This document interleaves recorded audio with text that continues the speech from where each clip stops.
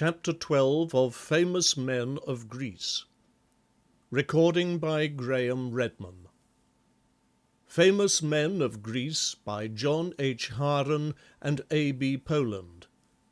Chapter 12, Draco and Solon. 1.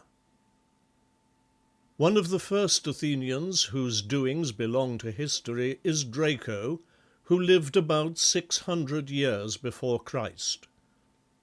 At that time the working people of Athens were very unhappy. One reason of this was that the laws were not written, and the judges were very unfair. They almost always decided in favor of their rich friends. At last everybody in Athens agreed that the laws ought to be written out, and Draco was asked to write them. Some old laws were so severe that often people had been put to death for very slight offences.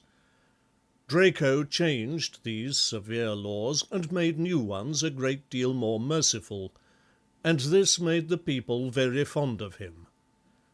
A story is told about his death, which shows that other people besides the Athenians thought a great deal of him. He went to a theatre on an island not far from Athens, and when the audience in the theatre saw him, they threw to him their cloaks and caps to do him honour. Unfortunately, such a pile of cloaks fell on him that he was smothered to death. Even after the laws had been written, the people were not happy, because Draco had not changed some laws that bore very hard upon the poor. These were the laws about debts. If a man borrowed money and could not pay it back at the right time, the man who lent the money might take the borrower's house and farm, and might even sell him and his wife and children as slaves. On most of the farms near Athens, stone pillars were set up, each of which told that the land on which it stood was mortgaged or pledged for a debt. Many of the farmers and their families had been sold as slaves. In time it came to be said that Draco's laws were written in blood. 2. Happily, a very wise and good man called Solon was then living in Athens, and the Athenians asked him to make a new set of laws. Rich and poor were surprised when they read Solon's new laws. The poor who had lost their farms and houses were to have everything given back to them. Solon thought they had paid so much interest for so many years that their debts should be forgiven. All who had been sold as slaves were to have their freedom, and no one was ever again to be sold for debt. Those debtors who had not lost everything were to be forgiven about a quarter of what they owed. All this Solon called a shaking off of burdens, and thousands of people felt that heavy burdens had indeed been taken from their shoulders. Solon did another good thing for the people. He gave every citizen a vote, and all could attend the assembly of the people, which was like a New England town meeting. There was a senate of 400, which proposed laws, but the people themselves met and passed them. So the people of Athens really made their own laws. Besides this, the assembly chose every year 9 archons, as the rulers of Athens were called. The chief archon was like the mayor of one of our cities, and the others like the aldermen.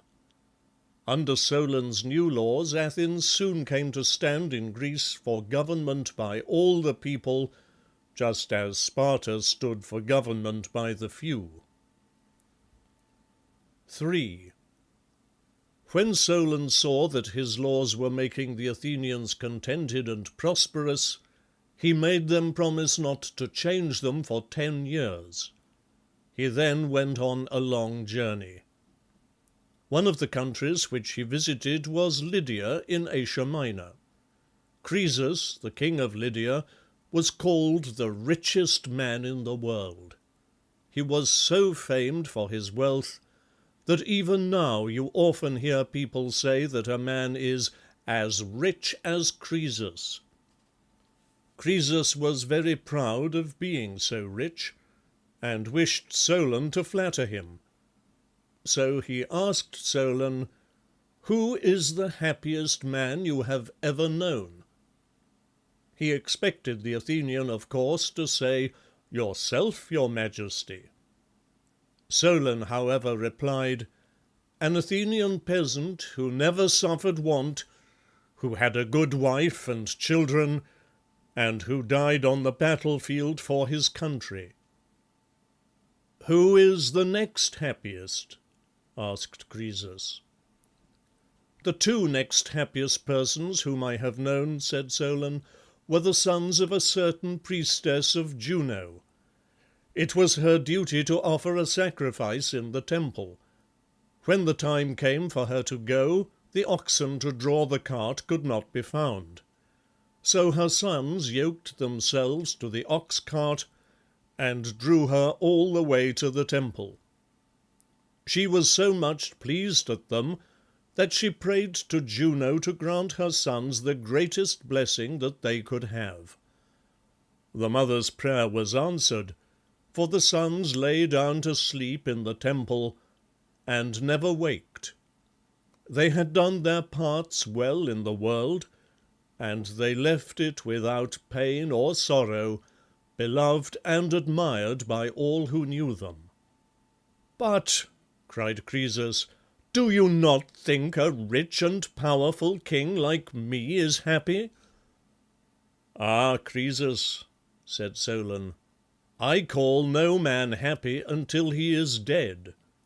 You are rich, you are king of thousands of people, you live a life of luxury, but none of these things proves you happy.